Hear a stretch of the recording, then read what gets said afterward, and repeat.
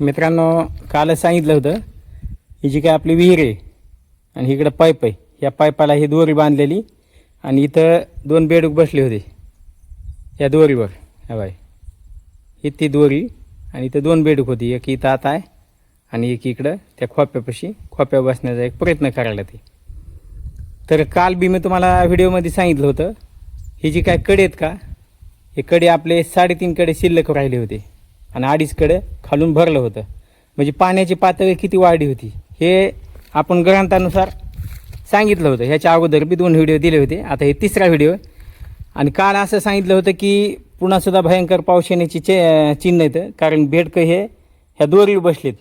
याचा अर्थ आणखीन पाणी वाढण्याची शक्यता, पाऊस वाढण्याची शक्यता. हे फक्त कशाची संकेत आहेत? निसर्गाचे संकेत आहेत आणि हे ग्रंथात वाचलेले आहेत, मी काय मनाने सांगत नाही.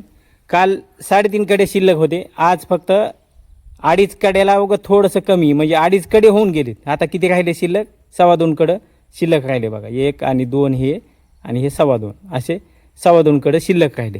म्हणजे कालपेक्षा आपल्याला 1.25 कडं पाणी वाढलेलं आहे, म्हणजे एवढा पाऊस झाला आहे.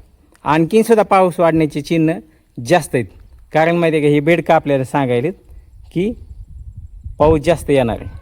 आणि हवेमध्ये ही जी काय तुम्हाला घोडे दिसतात बघा, इथे घोडे दिसत असेल तुम्हाला,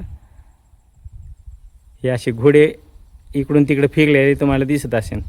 ह्या घोड्याचे सुद्धा संकेत असतात की घोडे म्हणजे हे काय किडा असतोय. हे किडा हवेत जर जास्त फिरले ह्याच्यामध्ये आपल्या वातावरणामध्ये, तर असं समजायचं की पाऊस लवकर येणार आहे. आणि तेच चिन्ह आता सध्या दिसायलेत. त्याच्यामुळं हे सुद्धा आपल्याला एक संकेत आपल्या लक्षात आणायला पाहिजे आणि त्याच्यानुसार आपण पिकाचे नियोजन, शेतीचं नियोजन हे करायला पाहिजे. आता ग्रंथ कोणते काय आहे ह्याचा सविस्तर पुढचा व्हिडिओ मी देतो. तर भेटू नवीन माहितीसह पुढच्या व्हिडिओमध्ये. तोपर्यंत सेंद्रिय धन्यवाद. राम राम.